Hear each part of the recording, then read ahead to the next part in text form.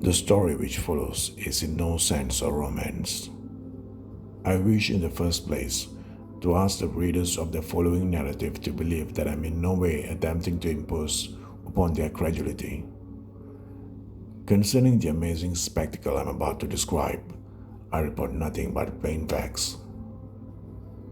The following are the names of the 3 ocular witnesses who are ready to testify to the truth of my assertions. The first is my hunting companion for many years, Mr. James Lewis Butler, banker of San Francisco. The second is Mr. Tom Nemo, miner from Macuston River in the Yukon Territory.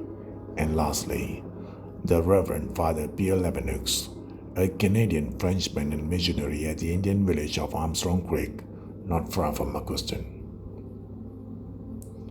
In the course of 10 years rambling in the 4 quarters of the world, it has been my lot to witness a great number of amazing spectacles, and the strange experience of which I speak had become no more than a vivid recollection when, a few days ago, on January 24, 1908, the following letter reached me at Paris.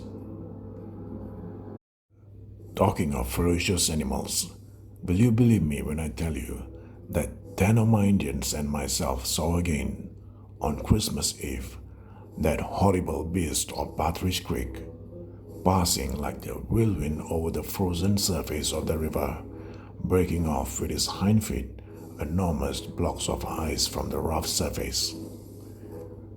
His fur was covered with hoarfrost, and his little eyes gleamed like fire in the twilight. The beast held in his jaws something which seemed to me to be a caribou. It was moving at the rate of more than 10 miles an hour. The temperature that day was 45 degrees below zero, and at the corner of the cutoff, it disappeared. It is undoubtedly the same animal we saw before. Accompanied by Chief Stanchion and 2 of his sons, I followed the traces which were exactly like those which we all saw, Limo, Butler, you and I, in the mud of the Moose Lake. 6 times on the snow, we were able to measure the impression of its enormous body, the same size we found it before, almost to the 20th of an inch. We followed them to Stewart, fully 2 miles, when the snow began to fall slightly and blotted out the traces.